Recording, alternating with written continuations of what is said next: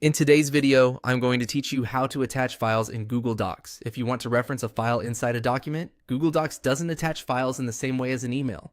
Instead, the best approach is to insert a Google Drive file or add a shareable link. I'll walk you through both methods so you can choose the one that works best for your document. Let's start with the recommended method, which is inserting a Google Drive file. First, make sure the file you want to attach has already been uploaded to Google Drive.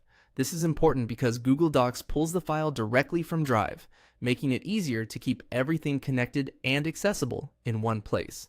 Next, open your Google Docs document. Once you're in the document, click in the exact spot where you want the file to appear. This could be in the middle of a paragraph under a heading or in a list of resources, depending on how you want your document to look. Now, type the @ symbol, then begin typing the name of the file. As you type, Google Docs will show suggestions from your Google Drive.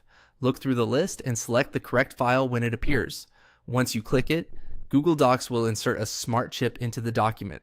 This smart chip acts like a clean, interactive link to the file, and it's usually the most professional looking option because readers can quickly identify and open the file from the document. Now let's look at the second method, which is inserting a regular link. Start by uploading the file to Google Drive if you haven't already. Then copy the file's shareable link from Drive.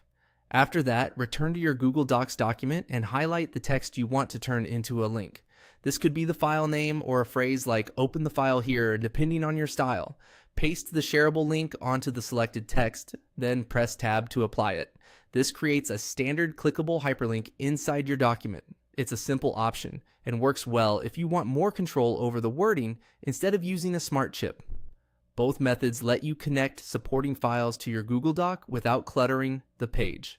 If you want the cleanest and most integrated result, the Smart Chip method is usually the better choice. If you want custom anchor text, the link method is a good alternative. And that's one of the easiest ways to attach files in Google Docs. Thank you for watching.